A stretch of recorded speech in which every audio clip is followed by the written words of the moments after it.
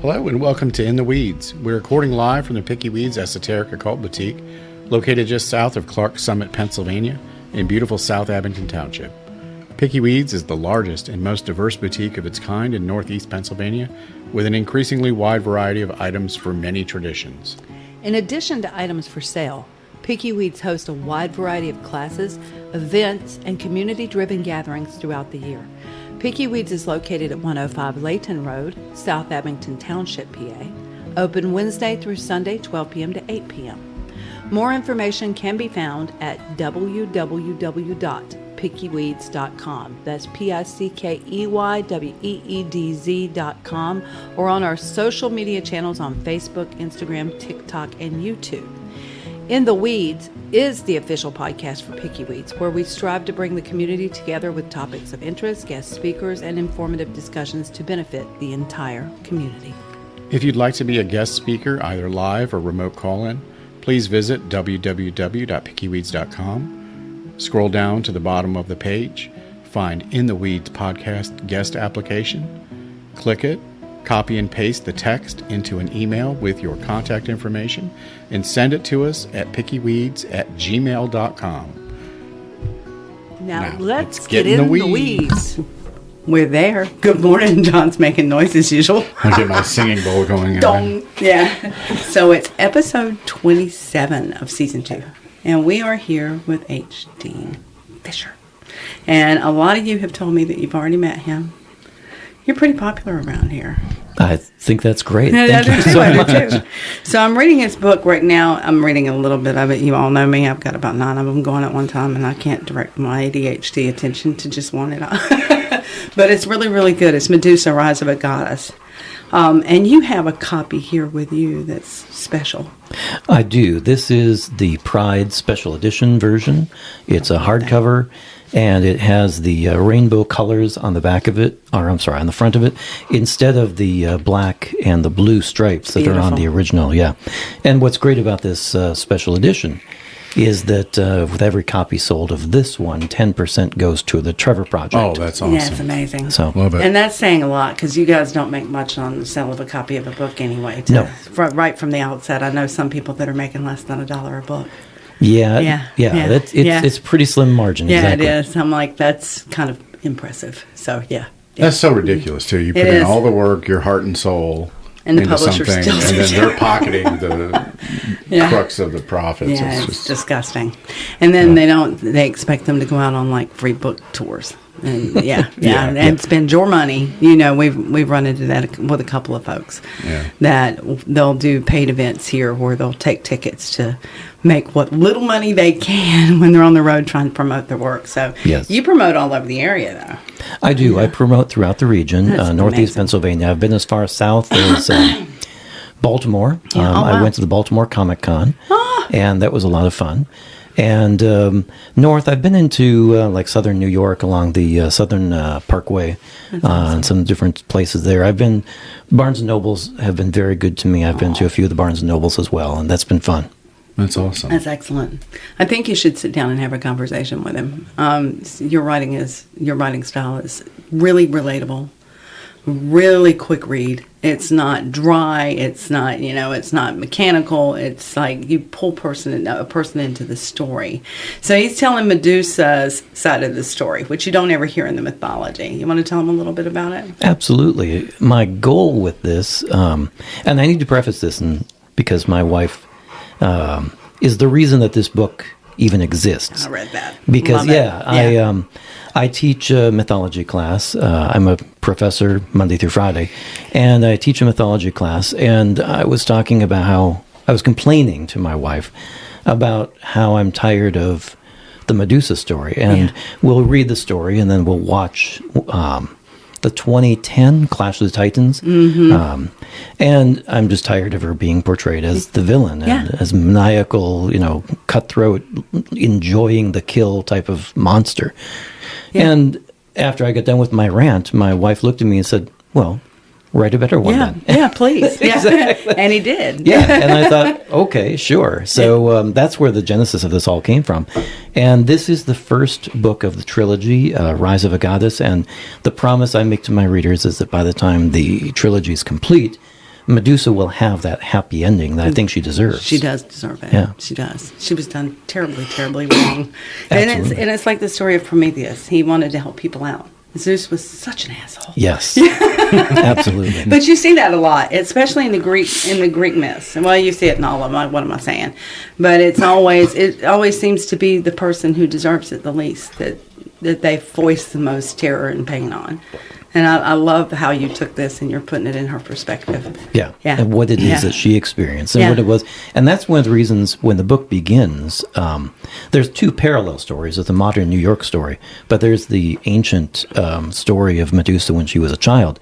And that's why I thought that was so important that we start with her as a girl so that we understand this is just someone who existed at the beginning of time. She had parents. She had a family. She had conflicts with her sisters. You know, it was just a normal life. Relatable. Yeah. And shit happens, you know. It does. To all of us. Yeah, I love that. And so you've written others. Have you written other mythological series based? I have. Yeah. The Medusa is the most recent book for adults. The most recent for children is called The Redemption of Bes, and that one's based on Egyptian mythology. Love that. And that's for upper grade school. It's a chapter book. Yeah. And that is a girl on her Christmas vacation today, modern times.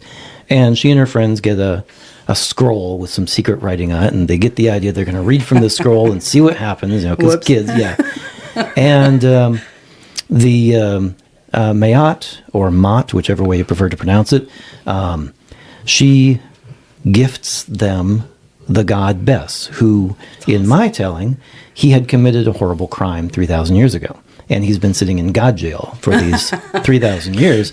And I mean, it's a kid's book, right? Yeah. And they're given 3 days to help him become a better god. The problem is that he's been sitting in jail for these 3,000 years. He's bored. He wants to party and I want to have some fun. get her and all of her friends in trouble. Exactly. And it makes, y'all watch this. it makes for an entertaining, you know, as they try to figure out what's going on. I was just noticing your shirt while you're talking about this. I love that. You see it's a Medusa shirt. Yeah, that's awesome. Yeah. Do you sell the merch? I wear my own merch. I tried to sell them. I took these T-shirts to, this is my Medusa Rise of a Goddess T-shirt. And on the back, I can turn around. I'll have to get away from the microphone, but I can turn around. And it has the full cover of the special edition with the rainbow on the back. And it says down the side, what would Medusa do? Right. I love that. It's essentially like the theme of the book here. What would Medusa do? But no, your question, do I sell them? I took them to my events for a year. Yeah. And people would come up and say, "Oh, aren't these great T-shirts?" and walk off. And I know. I didn't sell a single one. I totally feel that. Yep. So I thought, well, why tote them around? Oh, yeah. You know, it's enough just toting all the books from one location to another. So now you've got sizes for all different. I do. I've got every Occasions. size, and so You can eat all you want at the holidays. so you got a shirt for that. I wear them myself. I go to my events. You know, love people it. say, "Cool shirt." I say, "Thanks," and we move on with life. It's so But horrible. yeah, I'll You turn never around know. real quick, and here's the back. Oh, that's awesome. Oh, that's beautiful. Looks just like the book cover. That's very cool. Yeah. I love the WWMD though. I love that. There'd be a lot of statuary around. Yeah. And she could be a weapon of mass destruction if she really wanted to be. Yeah. And the thing about with the book, you know, what would Medusa do? The thing about her is that she is, she's a loving, caring person. She really wants to, and this is why it was so important to get to know her. She wants to understand humans. She wants to be around humanity. She wants to help people. She cares for people.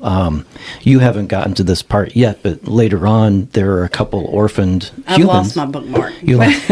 Okay, so I'm not sure where you are. Then I thought you were. This is like your stuff in here, and Okay. I was somewhere else, and I handed it to somebody yesterday, and my bookmark fell out, so I got to start over. Okay. But she adopts a couple human children. Oh, wow. And she cares for them, and she loves them, and she's raising these children as her own, and all of this happening before she gets attacked. And so her life changes so dramatically at the point that Poseidon wrecks it. Oh, wow, yeah.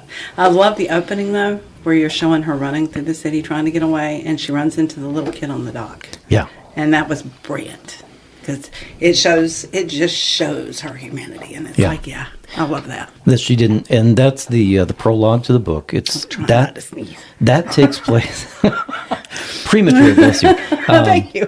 That takes place immediately after she's been transformed. Oh, yeah. And she doesn't even know how to deal with this body that she has now, this half Titan, half snake body that's been transformed. And she's just trying to survive as the people of the city just see a monster. That's all they see. That's a beautiful analogy for spiritual awakening, too. Yeah. Yeah. Love that. Love that.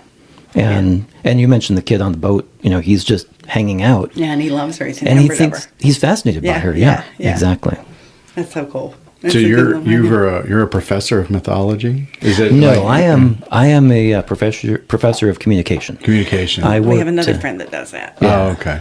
Yeah. I worked several years in audio-video production, and I teach audio-video production. I teach public relations. I teach statistics, statistical research, and one of my favorite classes, is mythology in the media. And what we do is we read mythologies from Greek, Egyptian, and Norse, and then we look at what films have been produced based on those. And the entire thrust of the class is that we are teaching ourselves through stories, whether those stories are written down, whether those stories are shown to us in films, television, we're learning. And so by contrasting, here's the original myth, like Medusa. Here's the original story of Perseus and his mother and what they went through. Here's the story of Medusa and what she and her sisters went through. And now here's the film Clash of the Titans from just about 15 years ago. Yeah. And here's how we are telling this story to ourselves today. Now, what's the difference? What were the Greeks and the Romans telling each other exactly 2,500 years ago? And what are we saying to ourselves today? Yeah. And it's a good way to get the students to think about critically examining the media that they consume. Yeah. Oh, yeah. Yeah, because Hollywood has done so much damage to cultures like, African cultures. Yep. The practice of voodoo, Ifa, Yoruba, that they have done so much damage. Yeah. And demonized it so badly when it's absolutely stunningly beautiful. Yeah. And everything, including you, is voodoo. Yeah. So I don't really understand why they do it either. I don't I mean, either. I get the theatrical thing, but the tales are incredible all On on their their own. own. Why do Yeah. you need to add CGI Yeah. and change the Yeah, storyline? just tell the damn story. Yeah, the original mythologies there's a reason they've lasted this long. Yeah. They're amazing tales. That's the reason families handed down so much too, and it was Yeah. like there was always a storyteller. I think we've lost that art in this culture because everything's like flash and clickbait. And These I people think have we've such lost short the art. attention Yeah, spans, yeah. I think. Well, but- I think that's due to this. I think Well, we've seen yeah. more ADHD claims. It's not really. You're just distracted, Yeah. because of this. Must doom Yeah. scroll for 6 Yes. hours. Yeah, it's terrible. I But just, I love that you know, you're doing that. that's always frustrated me, though, because the original mythology is so well done, and it's such a wonderful saga of tales, and, we need to change it and put in a Oh my God! love yeah. scene where there was never a love scene. No, or the change- obligatory sex scene in the movie. Yeah, Yeah. Yeah. I mean, it's just, not necessary. It always feels like it was just stuck in there too. And this is coming from somebody who worked for Adam and Eve, so it's like, y'all didn't do a very good job of that. Yeah, it just kind of looks like it's hanging there,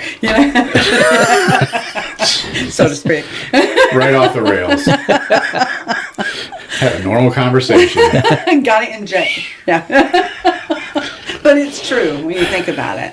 And I think they over-sexualize a lot of the goddesses who would have been seen more as a warrior for her culture. Yeah. I see a lot of that. So they have to put her in the big bustier, and she has to have enormous breasts and a tiny waist, and none of those women look like that. It's like women's Then- armor in video games. Yeah, it's They're terrible. wearing a bikini. Yeah. The bikini Yeah. armor, Yeah. absolutely. Yeah. Yeah. It's The horrible. dude's wearing nothing but plate, and she's got like a Nothing. Yes, and he used to always get mad at me in video games because I always won all the drops. I still get mad at you in video games And for winning all the drops. he would work for 3 years to get a horse drop, and I walk in the first time I'm in there, I get it, and I told him, I said, you got to make a female character. The GM's favorite female character. They do. They do. I mean, it's just true. We got it coming anyway. So. In our family, we love RPGs. And yeah. my wife right now is playing Dragon Age Inquisition for that's the first awesome. time. Yeah. Very cool. She's playing a Canary, and what's really fun about that game is there is some armor in that game that has incredibly high stats. And he's just wearing these leather straps that look like some sex symbol thing. And I walk in and I say, oh, you must have really good armor. There's hardly any on you. She says, yeah, but look at his abs. He looks pretty good. Yeah, that's funny.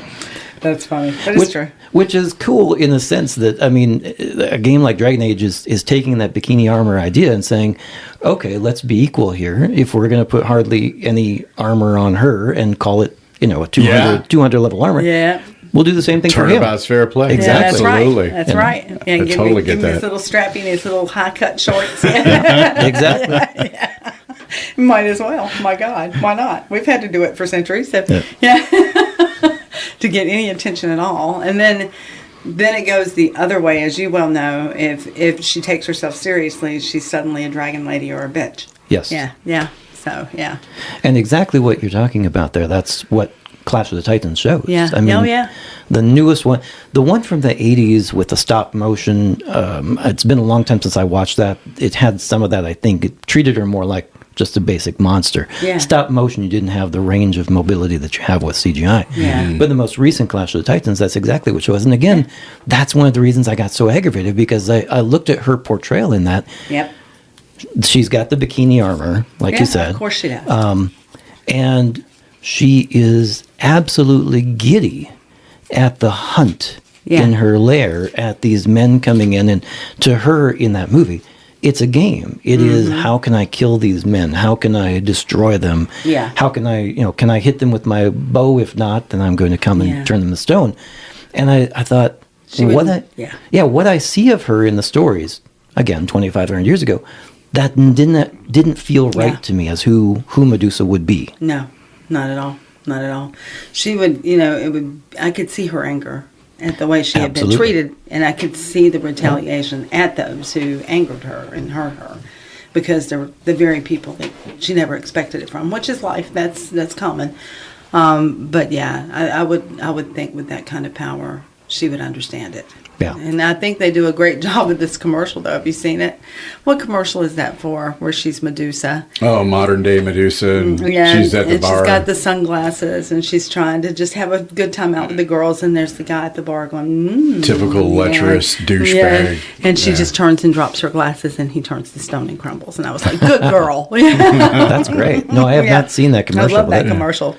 Okay. I can't remember what that is. I'll look and see if I can find it because I know that you'll appreciate it, and I'll send it to you. And as someone who's taught a little bit of commercial writing, that doesn't make for a good commercial. No, it you doesn't. should remember I the love product. it. I love it. I know, We just right? remember Medusa kicking ass. Exactly. I couldn't tell you what it's about. I couldn't tell you if it's about glasses or drinks or what that is. It's in a bar. That's all I remember. Well, she was minding her own business, and some lecherous dude decided that was an opening. Yeah. Oh, was it Versace? I think it's Versace. Yeah.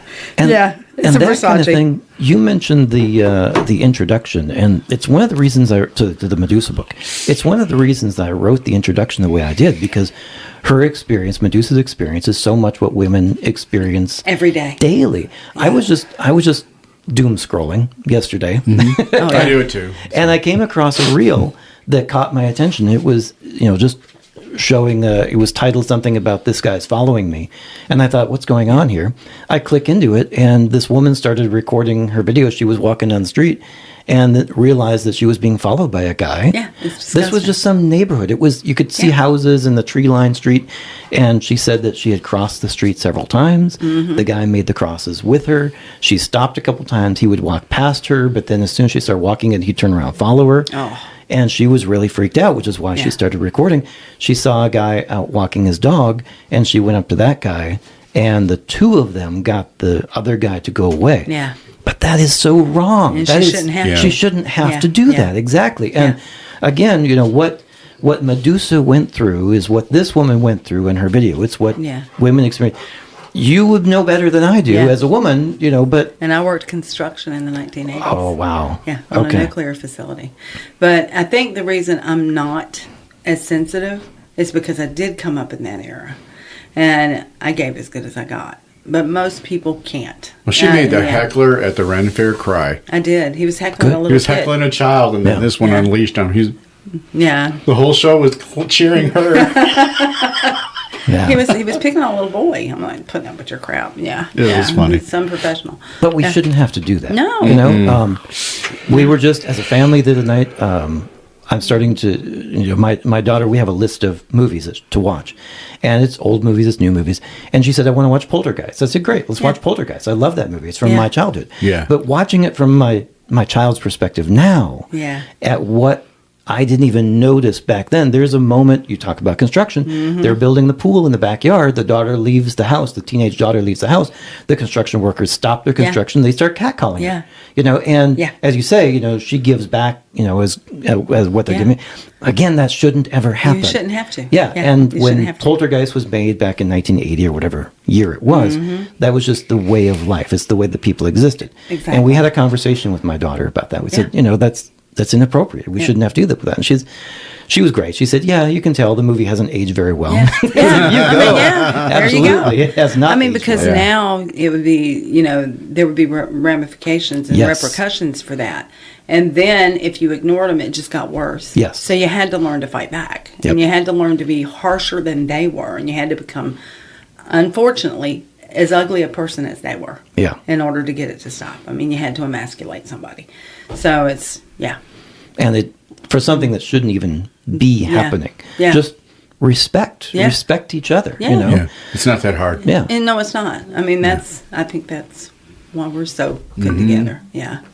And it's because he's a bigger feminist than I am. Awesome. Excellent. All right. He is. He's terrible. Well, I say most of these men should have been raised by my mother. Yes. My Yeah. stepmother. But, yeah. Shout out to Mildred. She Yeah. did a good job. Yeah. I never was taught how to read. I just started reading at 4, and I read everything. And Mom was a school teacher, so our house was full of books. And of course, majority of it back in the 70s was Gloria Steinem, and Yeah. I devoured all of those books. But maybe that helped shape. Could have been her making me walk with a book in my head and teaching me which fork to use, and which came in handy in corporate days. And Yeah. when I was eating above my pay grade, I'm like, "All right, Mom, which fork first?" Shit.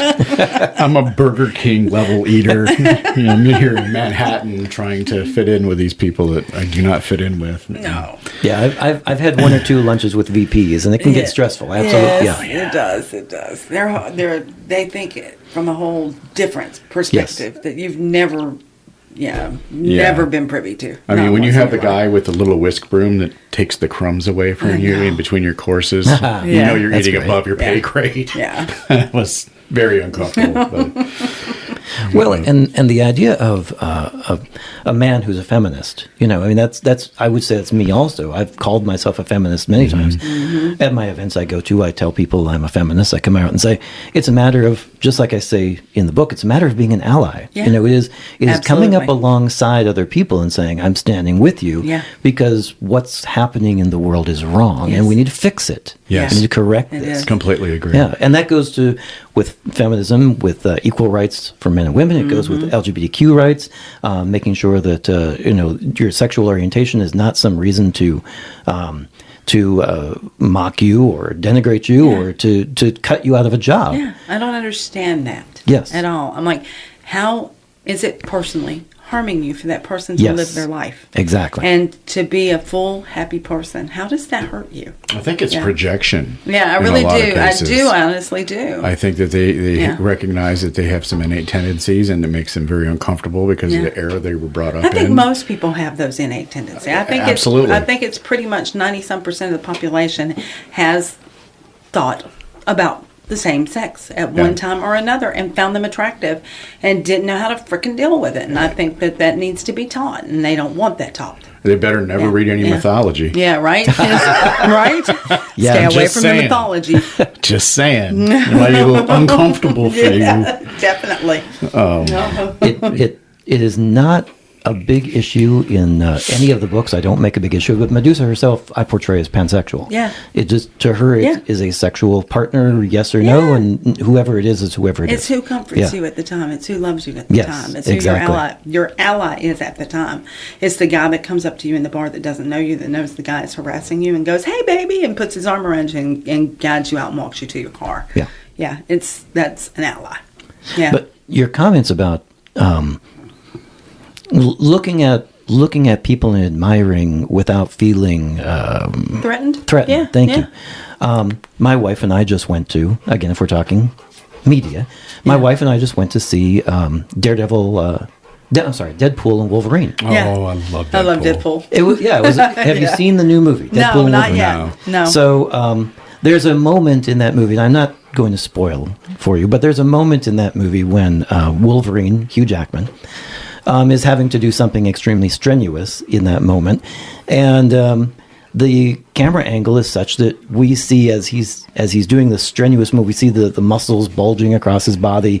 We see, and the camera angle is such that we see across his abs, and the man's got incredible abs. Jacked. And Hugh Jackman is jacked. he is. And what's funny in that moment is, and again, I know I'm giving you a minor spoiler here, but It's okay. Deadpool leans forward and is like, "Wow, look at those abs!" And it's like, I love that. yeah, and there is not. We should be able to admire people without feeling, as you said, threatened in any way. Yeah. Simply by admiring, wow, that person's got great abs. Yeah. He looks hot. Absolutely. You know? And women do that all the time. We'll say, "Your eyes are beautiful," or "Your nails look really great today," or "Your hair looks stunning." Men can't go up to each other and feel comfortable saying that stuff. And that's wrong. You should be able to tell a guy, "Man, you look really nice today." Yeah. Or, "I really like that haircut. Where'd you get it done?" You should. But other guys will literally attack you or shun you if you do that. Well, I think women also, and I'm just throwing stones here, guessing, but I think maybe feel the innate need to lift each other up. Yeah, we do. Because of the treatment that so many people do. Oh, yeah. And so when you have an opportunity to lift somebody up instead of dragging them, take that opportunity. You can make somebody's day. Absolutely. Just I love that outfit on you. It looks awesome. Yeah. Somebody saw me. The little girl yesterday with the beads in her hair. She just beamed. It was great. Do you know how many beads are in my hair? That would take me forever to count them, sweetheart. How many are there? I was seeing jelly bean jars. I'm like, I was always sucked at guessing the amount of jelly beans in the jar. Lots of beads, I guess. Yeah. But it was great. Yeah, I love seeing their face light up. And yours too. Excuse me, your paws are too rough. She has German love. Yes, she does. She punches you to love on you. What you're talking about now with the supporting of each other, those are some of the most incredible pictures we're seeing coming out of the Olympics. Yes, I love that. Is the women supporting each other as they win, as they I'm seeing national barriers break down as it's women supporting women. It's like, hey, gorgeous? way to go. Yeah. You won, I love that. I understand there's competitiveness. I understand there's heartbreak when people don't, but yet still the fact that they would take the time and say, great job. Absolutely. Yeah. I love that that's done. I wish people would learn not to be so catty in competition. Yes. And learn to applaud other people when they win and do it when they're doing well. And I think we'd all do better if we stopped coming at each other with that jealousy. But that's insecurity, and it's so common. It's especially lately. There's so much. Oh God, the place is rife with just nastiness and hate and aggression, and I think everybody's a little oversensitized right now. So it's a really nice representation to see people actually looking out for each other and going, "Hey, yeah, you won. You beat my ass, but you won." Well, that's how you get better. Is you get beat. Yes, you do. And you like work, Chuck. He loves it when he gets beaten in MMA. He loves it. As a customers, friends of ours, and he's pretty competitive, but he values those moments more than the wins. Yes, he does. You learn something. Yeah. That's the mark of a truly grown person. Yeah. Somebody that can see that. And Yeah, so many of he's us very are humble. not grown yet. Yeah. Humility is power. Yeah. Yeah. It just boggles the mind. And to see people drag each other just to build themselves up, it's so terrible. exhausting. And pagan community is rife with it, just like any Yeah. other religious or spiritual community. Unfortunately. Anytime you get people together, you always have those moments. Yeah, I call them the chest stompers. Yeah. Yeah, and it's just insecurity. Yeah. I mean, we're all insecure to some degree, but Yeah. Oh my God. Yeah. I don't know. Not her though. Not this one. Oh, she's very insecure when the thunderstorms start rolling in. Mama, Don't tell. big 125-pound Rottweiler. Mama. Jumps on me, trembles, and barks. Thunderstorms can be scary. Yeah, Okay, yeah. Absolutely. I mean, look at what we're just rolled through the last Oh few my days. God. That you can be pretty scary in that moment. Yeah, she's not a fan. No. Yeah. September 9th last year was pretty horrible too, and to see that they've done nothing, to the roads here after there was loss of life last year and all that loss of property and no FEMA distribution for the area whatsoever. I can't understand how they got rejected for FEMA. That made no sense to me. I'm like, as much damage as there was, had you been here, and it's like, oh my God, how could you turn these people down? Yeah. So much loss. That was the weekend that I was actually in Baltimore Yeah. for the Comic-Con, so I missed all of that. You were lucky. Yeah, my wife and I were reading the news while we're down in Baltimore. We're like, oh my gosh, what's happening back home? It was Yeah. awful. So they were trying to say on the news that there was only 4 inches of rain, which is a lot in an hour. Yeah. But there's a guy at the street with a scientific rain gauge that it's a 7-inch rain gauge and it overfilled. Yeah. Yeah. You lived in North Carolina for most of your life. Yeah, and I it's spent always 20 violent. years down there, and the storms in the south are not like storms up here. Yeah, they're violent. They're very violent. I mean, an average thunderstorm, the rain sideways. Yeah.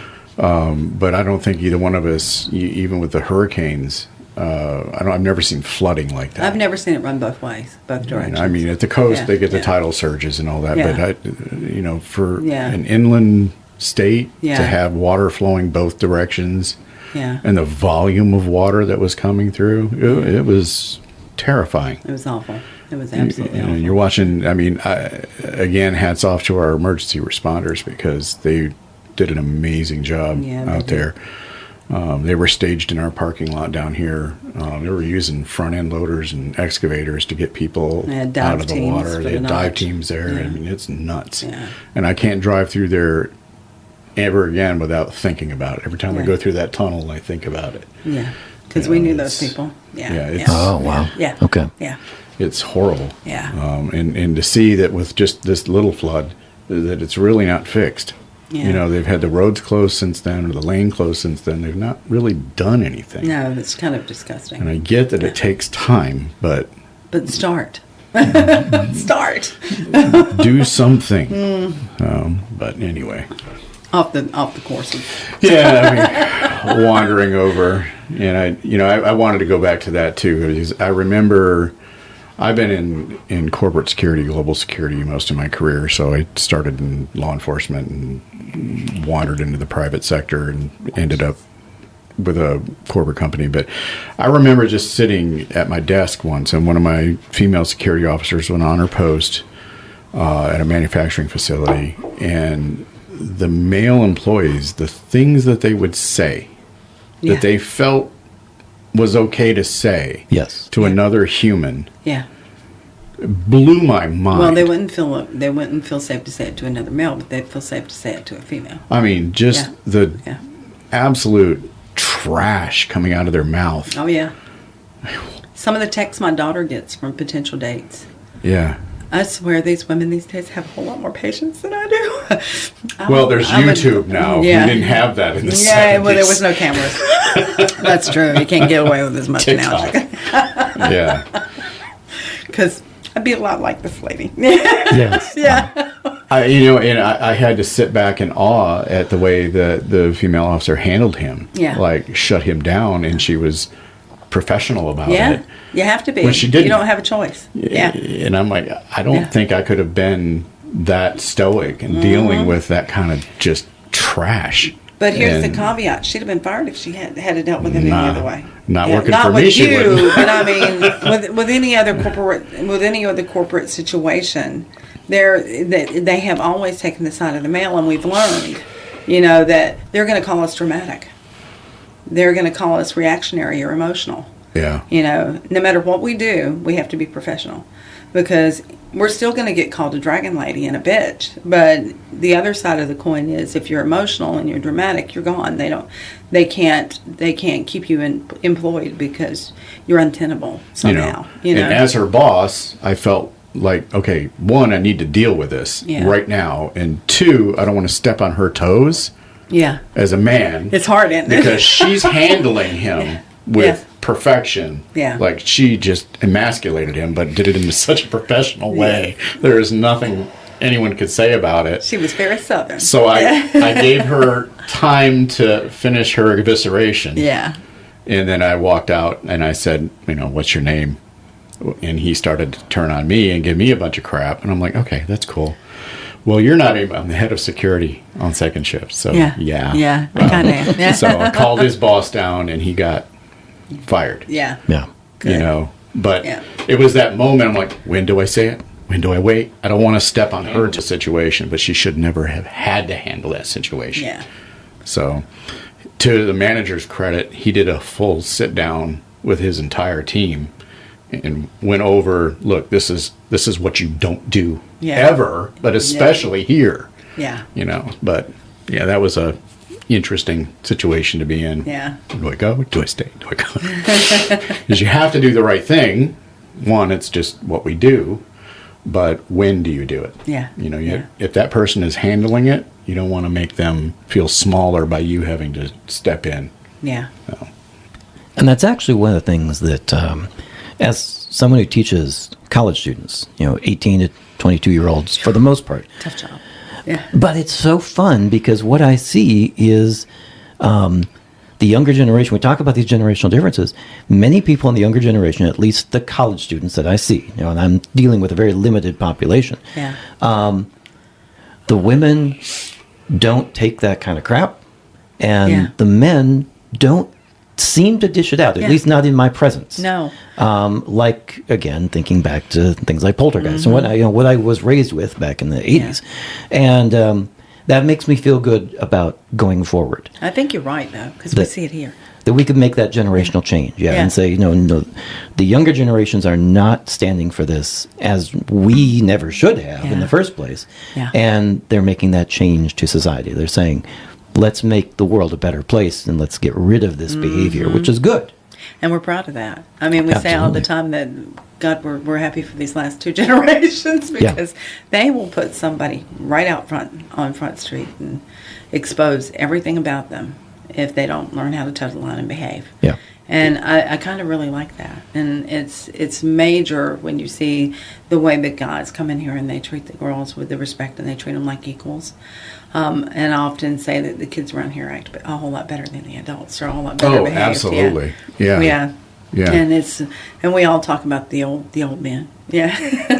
The old patriarchy, the old guys. And and that's frustrating too because the old guys have such a breadth of experience and knowledge that we'd love to tap. That really is needed and rooted in academia. Yes.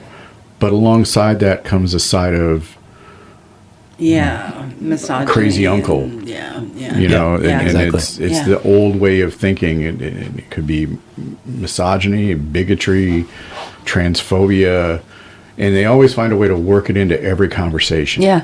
Even when that conversation has nothing to do with that. Yeah. Then you start hearing talking points from political pundits, and I'm like, come on. You're such a brilliant person, intelligent, you have so much to offer, but it's ruined the minute you delve into that. Yeah, and then you've their alienated excuses, yourself. Well, the other side, that's all we ever hear. No, you're finally hearing it. You're finally getting visibility. Yeah. And that's all they want is to exist. Absolutely. And as well they should. Yeah, you should. We're all equal. Again, why does it bother them? I that still vexes me to this day. I still think it's tendencies. Yeah, I do too. But I mean, I can't nail it down for sure. No, and it's like, there's no universal answer. No, it's awful. And what they don't see when they expose those bigotries and expose those opinions they have, the younger people tune them out. Yeah, they do. Instantly. And so You're done. any of those experiences they might have, any of those life experiences, any of those work experiences, any of those skills that they might be wanting to transfer down to another generation, Yes. the younger generation stops listening because they see bigot. Yeah. They see transphobe. It's they a tainted they do. message. Yes. And the And- opportunity is therefore lost. Yes, And exactly. the information dies with you. Yeah. And this is another thing about the languages, too. You know, I think that happens a lot with language groups that are becoming extinct. I think there's something like 596 extinct languages. Nobody speaks them. Nobody studies them. You know, they're just dead to us. All that information's lost. And I think that's political ideologies, maybe religious ideologies that created that chasm between the two groups and why it didn't get transferred. Because I think it's kids that just wanted to escape the situation and go anywhere in the world that wasn't. And so they had to start all over and assimilate into a new culture, and that culture just died. Yeah. Yeah, and I think we see that That's a lot. that's a very good point. Yeah. Yeah. It kills me, though, because I try to get people together here to talk, you know, like bring in people from other cultures, because I see a lot of people that are searching for their cultural identity, and they're not home anymore, and it's trauma. It's terrible. They feel so apart from everything, not from where they belong anywhere, and you can't get people to come together and talk about it. It's like herding cats. And I'm like, just come sit and tell stories. You don't have to teach anything. Just come sit and tell stories. Tell the stories your parents and your grandparents told you, and let other people hear them and experience it. It's been a nightmare trying to get that to happen. But yeah, if anybody can facilitate that, we're looking for storytellers. But that is a good goal to have because, excuse me, I think about a project that I did. No, I'm good. Thank you so much. I think about a project that I did about a decade ago with my parents. Because, again, I come from audio-video production background. Yeah. And knowing that I started with my father, knowing that my father was getting a little bit older and I fewer years ahead of him than behind him, you know. Yeah. And I invited him down, and we went into the production studio at the university. In the span of a week, we talked, and we sitting in front of the microphones, and I said, okay, let's go back to your childhood. You know, I was born and raised in North Dakota. He was born and raised in North Dakota. And I said, what was it like, you know, being a kid in the 1940s, 1950s on a farm in North Dakota? What was that experience like? And we recorded all of that. We recorded hours of content in the span of that week, only covered about 30 or 40 years of his life. And I invited him back, and we did the other 30 or 40 years. And I did the exact same thing with my mom. That's awesome. But those stories exist now in a permanent form. They exist in this digital. I can give them to my daughter. She's heard several of these already. Love But, that. you know, they took them home. They can share them with whoever they want to share them with. And they exist. That's the oral history is being transferred down to new generations. And again, we can. I love that. Excuse me. You know, we can learn from the good and the bad. We can learn from what happened in the past. We can learn from, you know, what did my father, what did my mother experience that they look at and they say, this is where I came from, and this is what I thought was good, and this is what I thought should change. And whether we agree or not, it's a perspective on life. It's the way they were raised. It's what they went through, and we now have those stories. And I'm glad that you're trying to get people together to share those stories, those Wish I oral could. histories. It's like okay, pull, pull, pull. yeah, exactly. Yeah, it's like getting them all together at one time Yeah. seems to be the problem. It's like I said, it's like herding cats. Yeah. Yeah. That's why the production element for me was so important. I could invite my dad down for a week. That's not a bad idea. Yeah, You're killing me here. We hit the studios every other day is what we did, and then on those off days, I would gather my research and have my questions prepared. But we would, like he and I went to go see the latest Alien movie came out, so we went to go see a movie. You know, we went to visit my daughter. I think my daughter was in preschool at the time. And, we went to visit her at the preschool. Those types of things that he got to experience also that were just a part of normal everyday life. And so it made for a very wonderful week. That's incredible. Yeah, I love that. Yeah. I love that. I wish everybody could do that or had that access. My dad used to joke all the time when we went to my grandmother's house. He I said, wish I we need had to a just set a recorder. damn tape recorder in front of her and let her Yes. talk. Absolutely. she was in her 90s, and, you know, born in like 1901 or Yes. something like that, and just had experienced all kinds of things, from the Depression to World Yes. Wars to, you know.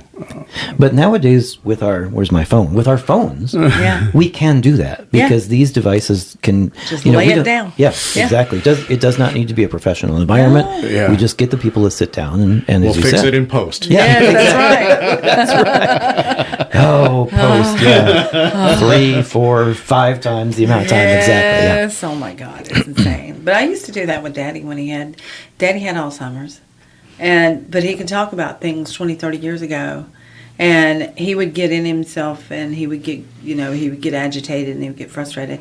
So I'd ask him things like, "Tell me about when you met Mom," and it changed his whole perspective, his Yes. whole attitude, personality would change, and he would come back. Yes. Yeah.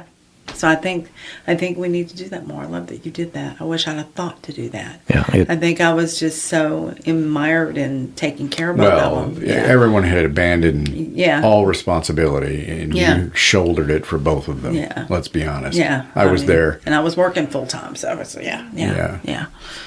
3 a.m. calls. But I and- wish I had, because yeah. God, I kept phone messages so I could hear Yes. them. But Yeah. yeah.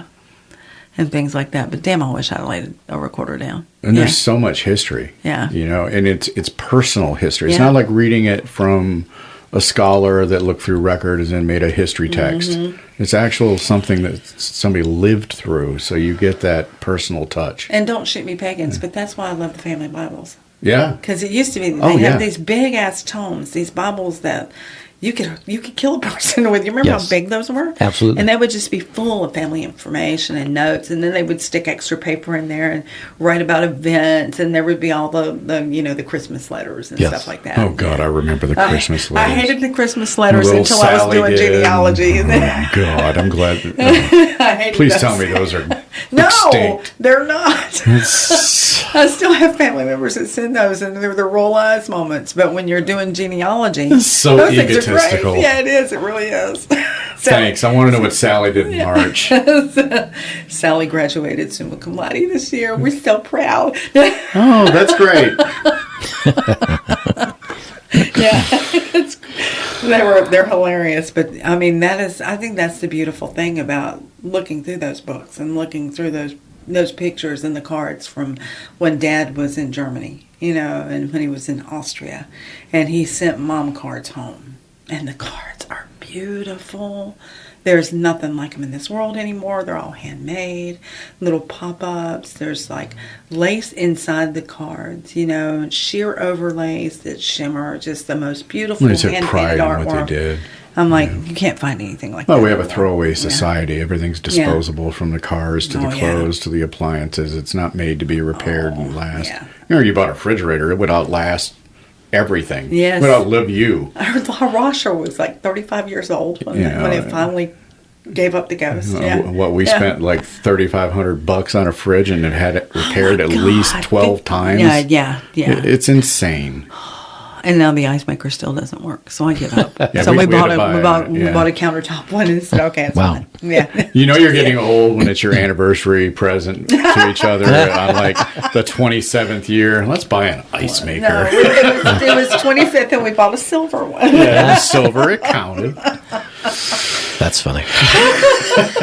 Well, we don't need anything. I mean, it's like, Yeah.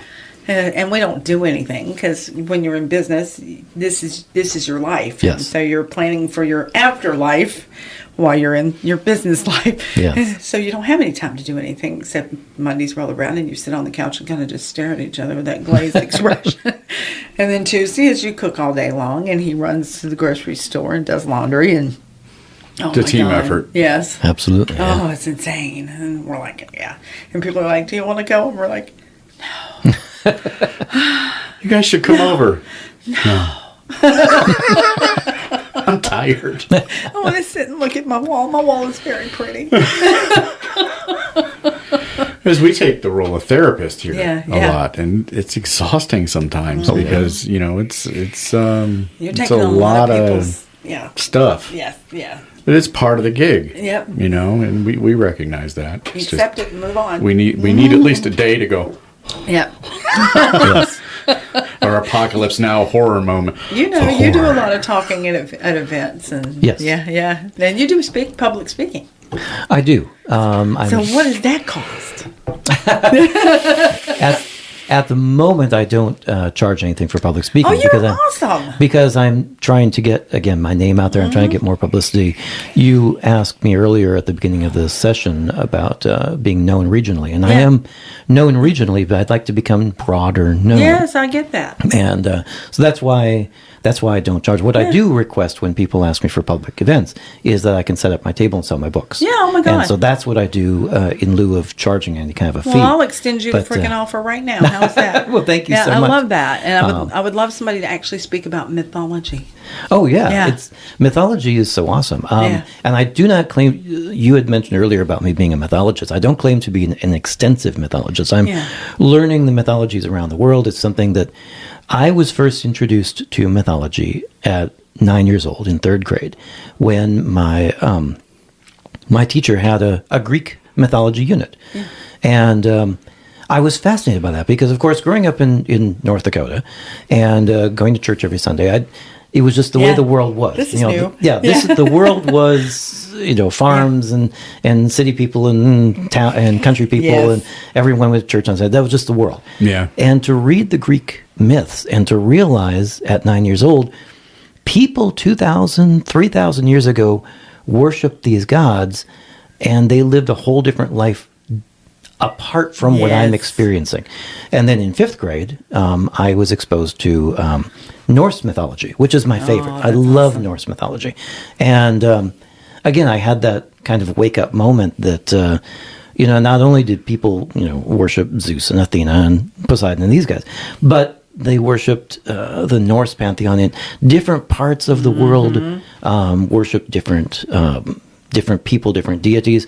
And we've been throwing around the word mythology throughout this entire and it's discussion. Not really. It's people's story. Well, but I have a different definition. I always start my classes with this when I'm discussing with my students, especially because here today in the U.S., I'm at a private religious institution. And so when I start referring to Christianity as a mythology, I can really see people tense up in my classroom. And I've done that. How dare you?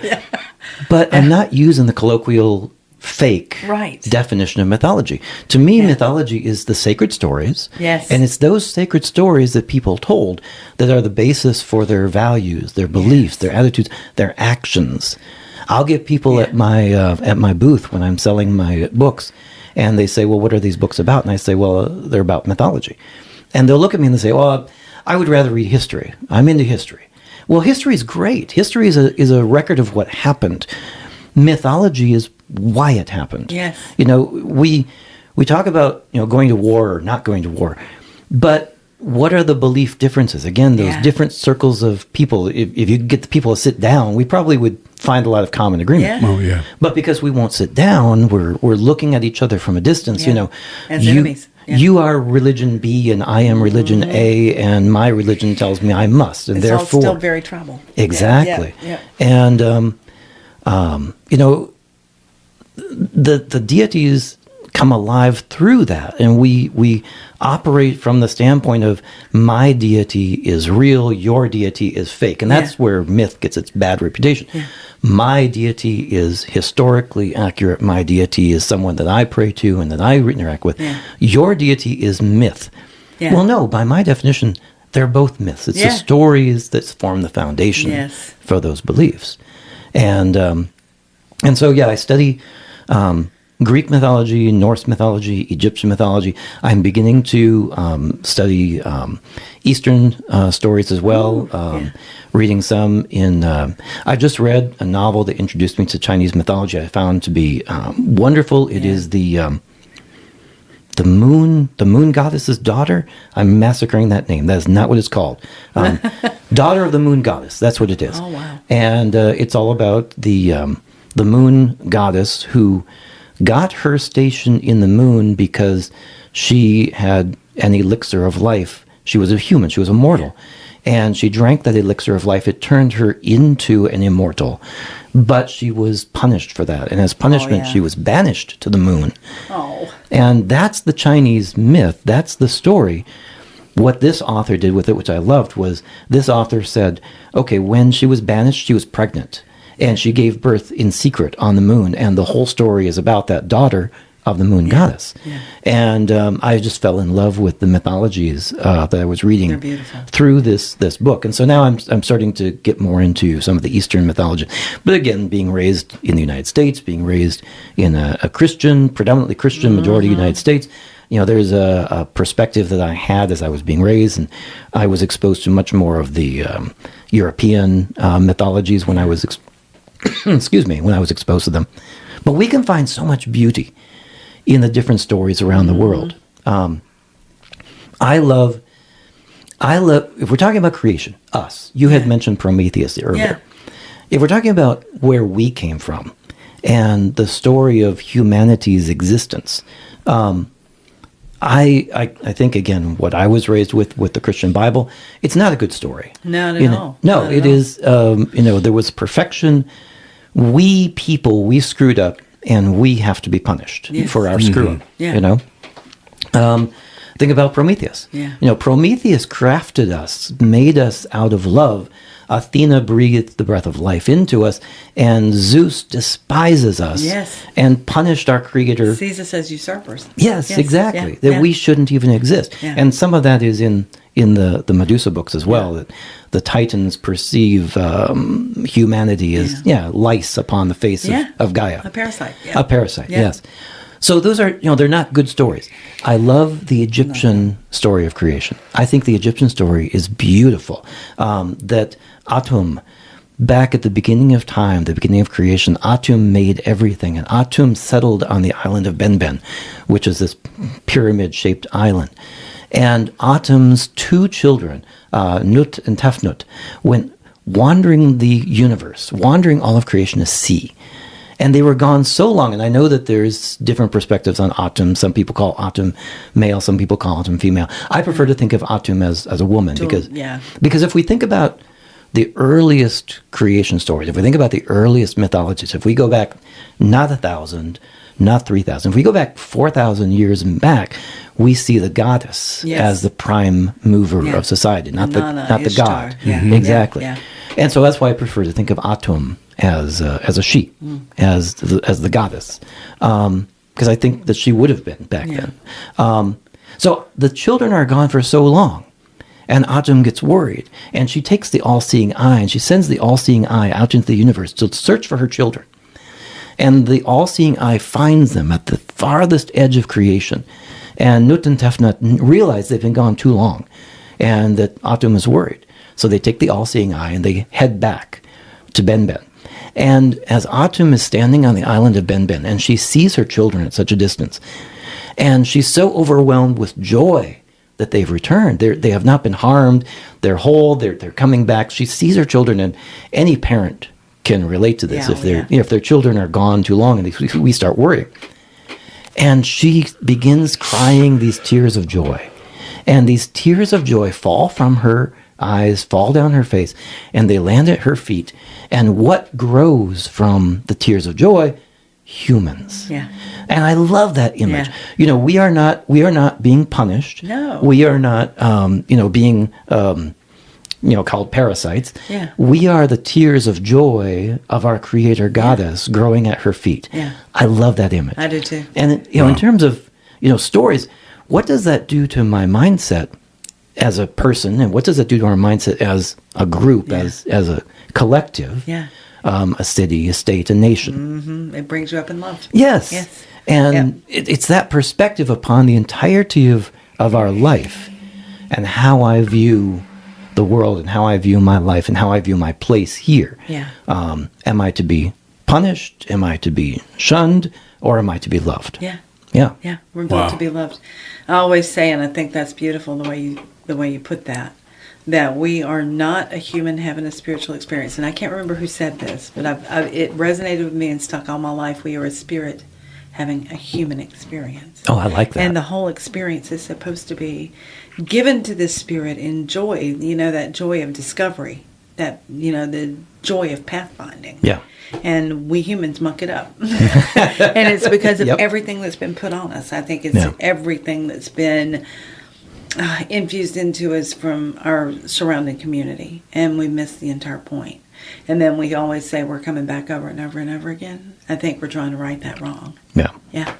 Yeah, 'cause- That's cool. I've not heard that before. I really like that. I can't remember where I read that. Okay. You're not a human. You're not a human having a spiritual experience. You're a spirit having a human experience.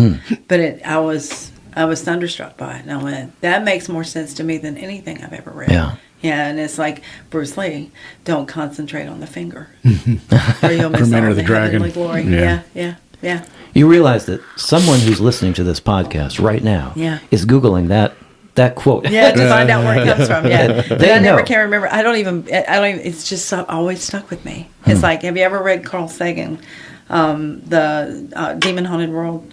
I have not. Science is a candle in the dark. It's on my reading. It's on my Nook, and I haven't read it yet. Yeah. I was 14, Oh wow. and I was terrified.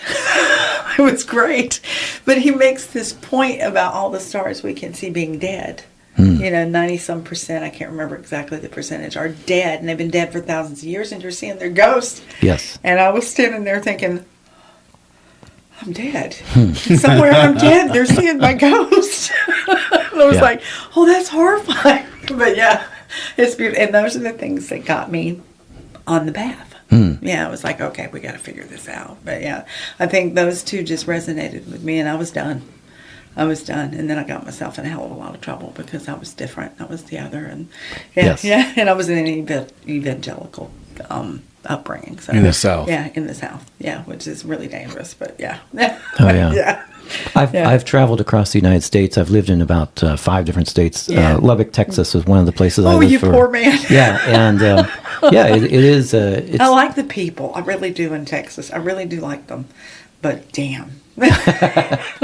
I had a good. Yeah, I still have many lifelong friends from my time in Lubbock. They're good people. But it was a different experience. I mean, every place I've lived has been a unique experience. Yeah. This is far different from North Dakota. Yes. Oh my God. Yeah, everything is different. So I find myself stricken here. Like I can't figure out what's going on and why everybody's so angry. But I've begun to believe somebody said something about the mines. And the carbon and the negative energy of everything that's happened is just kind of absorbed by that because it absorbs everything around it. Yeah. And I can't disagree. I'm like, I love the place. It's beautiful. But my God, people are angry. And again, those stories and those spirits that get absorbed, as you said, within that. Yeah. Yeah. And I'm like, come on, people. Yeah. Take a big old train of selenite and dump it in there. Clean that shit out. A lot of people have said it's the anthracite. Yeah. Down there. Well, it's very absorbent, and I think that makes a lot of sense. And then you've got one of the oldest. What is it? The oldest river in the world running through here, the Susquehanna, older than the Nile. And they've polluted that, and it's there's a lot. And then you looked on what was it? Dinosaur Logic.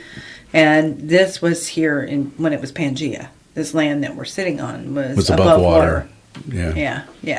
So it's old. It's old here. Yeah, there's a lot. My house is haunted. No shit. No shit. There's a lot of grief here. Yeah. So is everybody's. Yeah. Oh my God. Yeah. But Appalachia too is the oldest chain. Goes all the way up into like Scotland.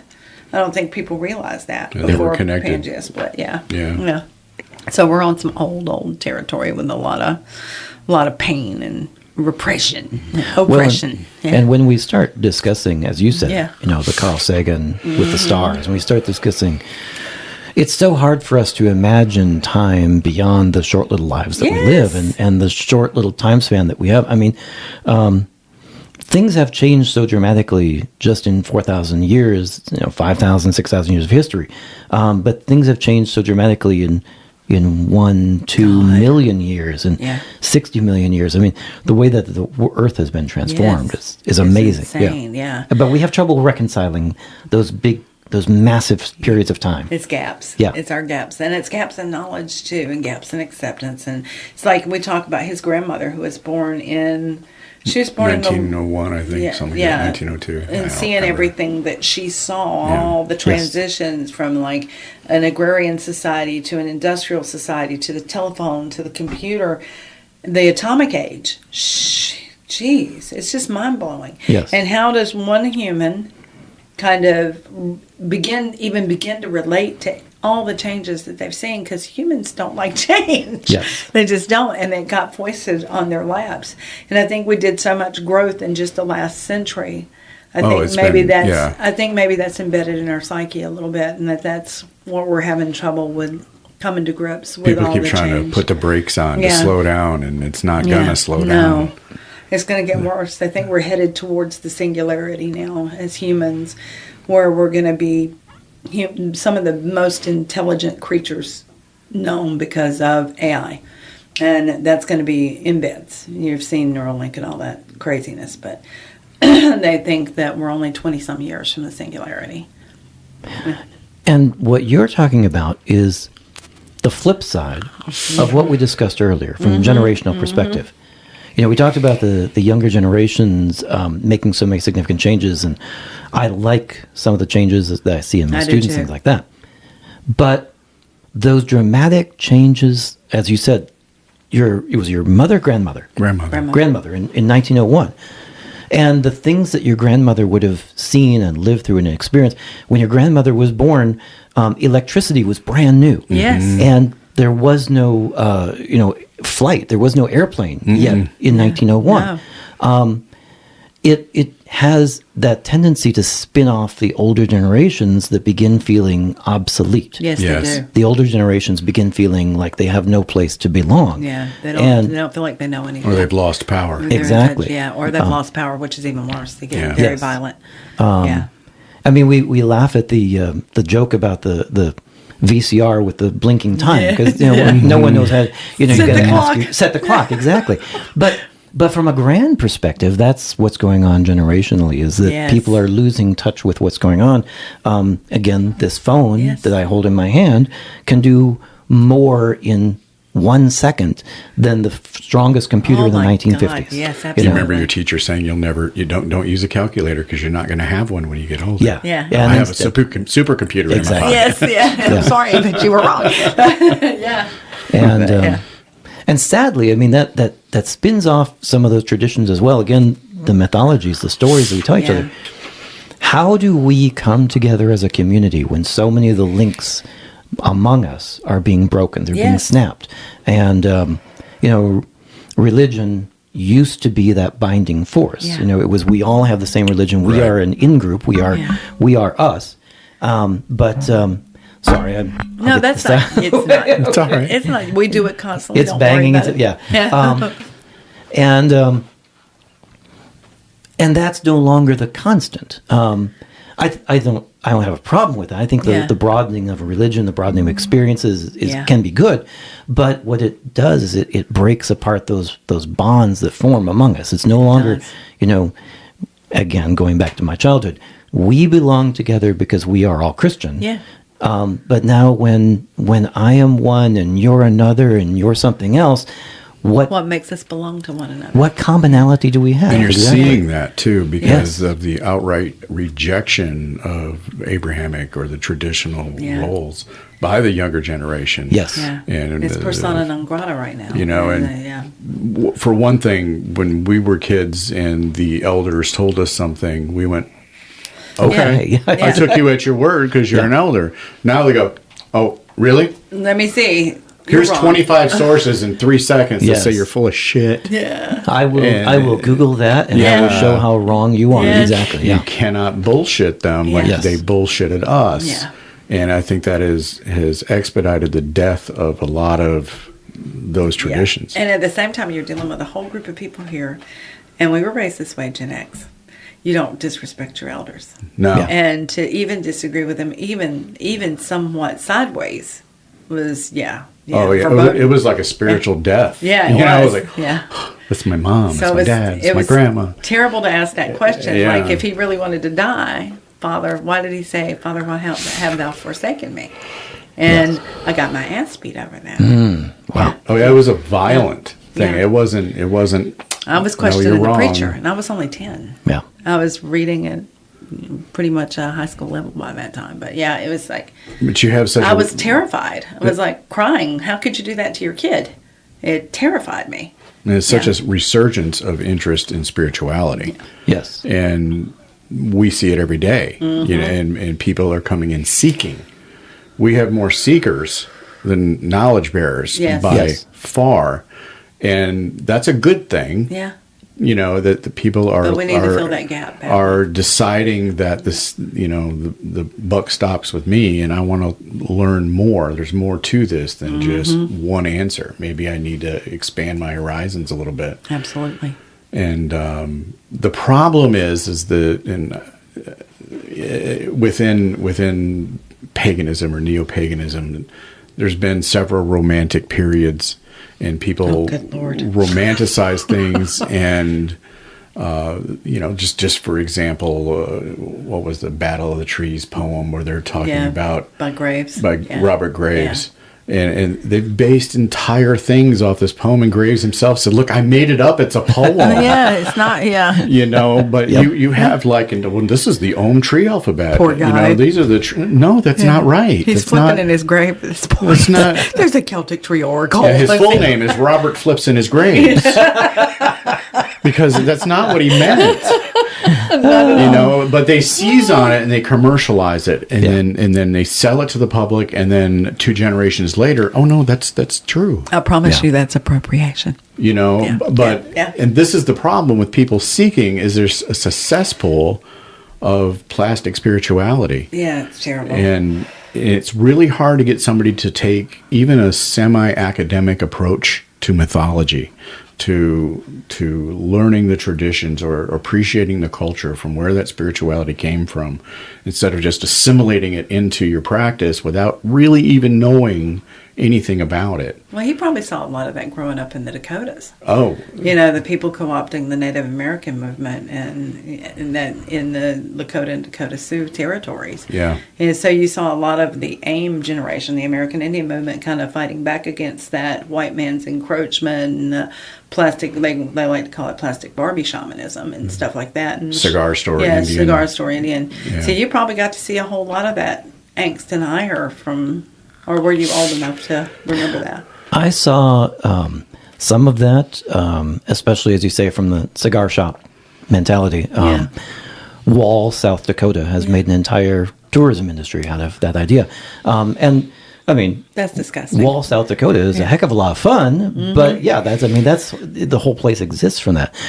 What I actually experienced more growing up was what's so different from growing up in North Dakota than living here on the East Coast. We had the reservations. Yeah. We had the Native Americans living in our streets, living in our cities.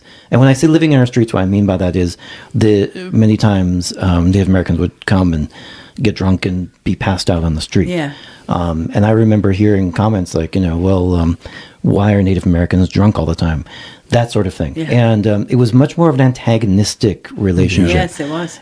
But looking at it from, as an adult and looking back on what's going on, I mean, my God, these people had lost their entire way of living. Yeah, their whole world. Only a couple generations ago. Yeah. Yeah. Growing up in the 1970s, 1980s, and the people who are getting drunk on and falling passed out on the sidewalk, their grandparents were living off the land. Yeah. And were having sidewalk was where their land used to be. exactly. Yeah. Yeah. Yeah. And what they experienced was a trauma. Yeah. And there was not a lot of sympathy for that perspective.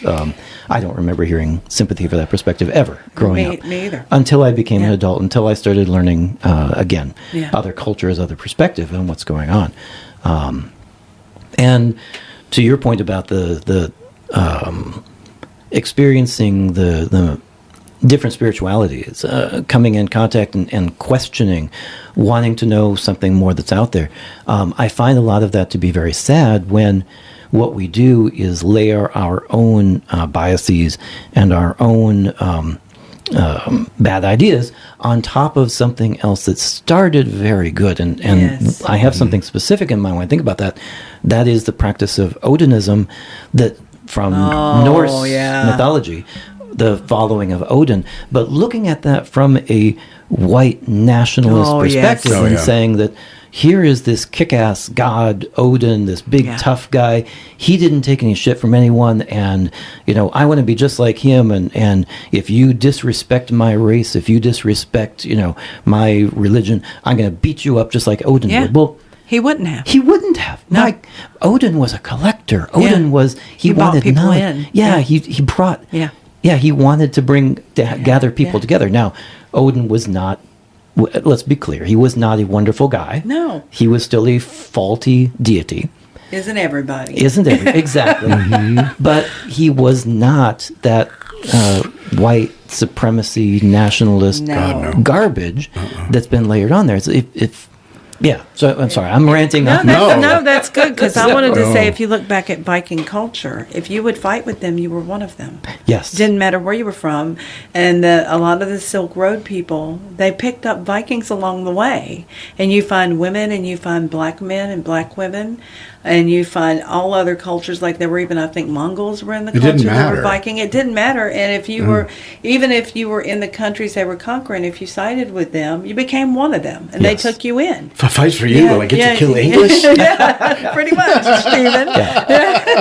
Excellent. It's my island. But yeah, no, I think they had a beautiful culture, Yes. and I think it's gotten run roughshod over by Stormfront. I'll name you.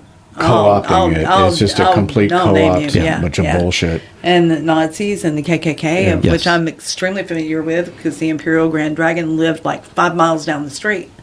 I'm from Michigan. Yeah. Well, you're from Howell. the militia. Howell, yeah. Holy Y'all had crap. the Grand Dragon. Yeah, it's we had the Imperial Grand Wizard. I'm sorry, I mistitled you. All I remember is How my terrible. grandpa, grandpa on the family farm, and they were coming to burn crosses in his yard because he employed black folks all the time. Yeah. And they were going to burn crosses, and Make a threat. He had about 6 coonhounds, and he sicked them on them. Yeah. And they had their little uniforms on, and he pokes my grandma in the ribs. She used to love telling me the story. Look, 3 sheets to the wind. I love that. I love that. But yeah. But they it's- co-opted the cross too. Yes. all the So symbolism. the Scottish Yeah. cross burning was something they co-opted. Call the clans. That was a calling of the clans. Like when there was a holiday or there was an emergency on the clans, they would have a guy go around and light the crosses in each clanstead, and they co-opted that. They co-opted the swastika. And they just turned the feet the opposite direction. The feet going in the other direction is a blessing, and that's Hindu. It's actually it, yeah. Yeah. And they've co-opted everything and corrupted everything they've touched, and that's appropriation. Yes. Yeah, it's disgusting. It is. Yeah, it is. Yeah, I mean, we get a lot of Norse bros, yeah. but most of them are good people. Most of them are 99.99% of them are actually just true seekers that want to learn about, maybe they have Norse ancestry and they want to learn more about. And they'd love to hear about it and learn about it. The They gods would of come their to the ancestors. temple services. We had a girl up here that did, I don't know if you've ever met her. You probably have.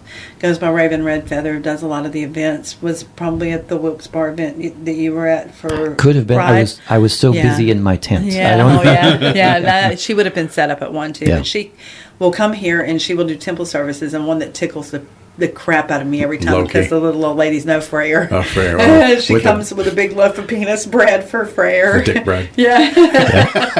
Would And you like that's some dick the bread? offering. Yeah, would you like some dick bread? Just the But tip. yeah, it's amazing. And she comes and does a whole temple service and sets out a temple table, and Yeah. everybody partakes. It was beautiful. Yeah, It was yeah. wonderful. It's gorgeous. And it was free. Yeah, yeah. You just showed up. Yeah, and it they was, loved it. They absolutely loved it. So there's a lot of Norse interest here, which was, I think, was shocking to us because down south it was all Celtic. Yeah. Yeah, Well, at but least right when we if left, it's not Scottish, it's it's crap.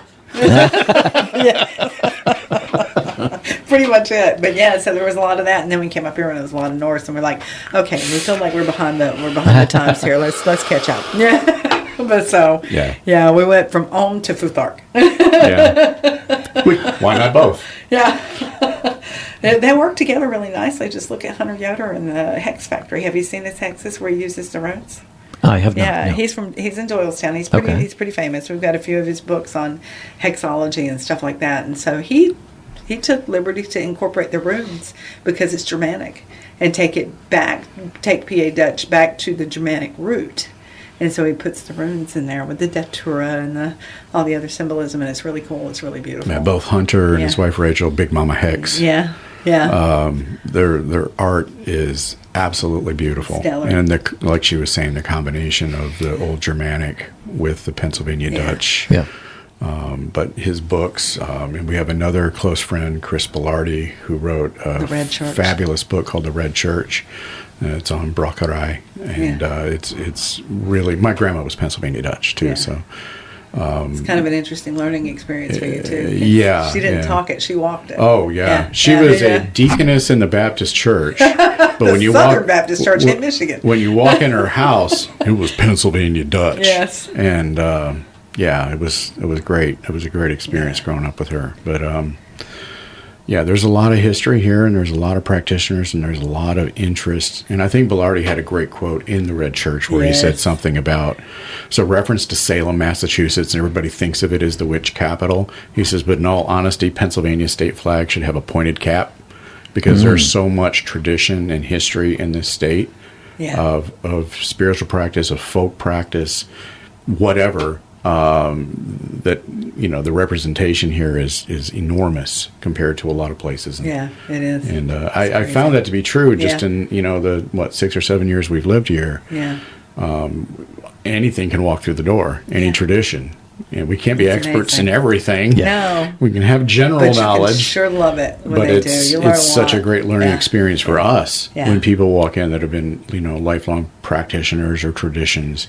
Yeah, And, we get the Creoles walking in, and they're speaking Creole, and it's, oh man, it's amazing. I love that woman. Yeah. She's amazing. Yeah. I can hardly understand her. I have to listen like I'm in North Carolina for the first week. Yes. What did you say? I adore her. But it's beautiful. Yeah. Yeah. You know, on my first week Yeah. in North Carolina, I'm like, what the hell are they? Everybody's singing. I only what? Shut up. Shut up. I just shut up and ate. The food was good. We just looked at you and went, bless his heart. But like you were saying, living in different states gives you a completely It different does. perspective Yes. on humanity. Absolutely. And I think a lot of people get trapped in that they, Small town. you know, their parents, their grandparents, everybody has lived in one spot. They've lived in one spot. They have only one way of looking at the world. And if you can't move, travel. Yes. My Even God, if it's travel. for a weekend, Yeah. go to another place and just try to appreciate the culture that you're in. Yeah, You know, absolutely. I think that is such a valuable experience. What was it Mark Twain said? I can never remember that quote. It was about travel. How to abolish bigotry or Yeah, something. it is Travel is travel. the antidote. I can't Yeah, remember. yeah. Paraphrasing. I love Mark Twain. Oh, I agree with that wholeheartedly. I have, just in my short life, been to almost every state west of the Mississippi. And now living out here on the East Coast, I'm beginning, you know, travel up and down Yeah. the East Coast and Yeah. visit new places here. One of the best things for me growing up was that my mom had family in Southern California. Yeah. And so, Mine too. yeah, Yeah. when she would be scheduling her vacation time at her job, she would schedule to go out and visit her mom and her siblings, and take me along, and we would drive. Whole in different world. 1970s, yeah. And so Yeah. I'm seeing between North Dakota and California, I'm seeing all of the entire Western United States, and the experiences that I had, you know, seeing the real cowboys working in Wyoming, Yeah. driving through extreme poverty through the Native American reservations in New Mexico, where I saw people living in shacks, tin shacks Yeah. with blankets for doors. So it was eye opening to me. And when I'm experiencing that at 7 and 8 and 9, Yeah. it really does give me a whole different perspective on what Absolutely. the world Absolutely. is. It's not this isolated, as I said, this little community I grew up with in North Dakota. Yeah. The world is so much broader than that, It is. and so much more dynamic. I want to go back, if it's okay. Norse mythology. There's a book that I absolutely adore of Norse mythology. The author's name is Genevieve Gornicek, and the book is called The Witch's Heart. The Witch's Heart. And I would recommend for anyone who's into Norse mythology, it is a retelling of all the Norse myths. She herself has a degree in Norse mythology, and she took every story that I know and a whole bunch more that I didn't know, and she put them all together in this one book. It is, at its core, it's a love Oh, story. got it. You found it on yeah.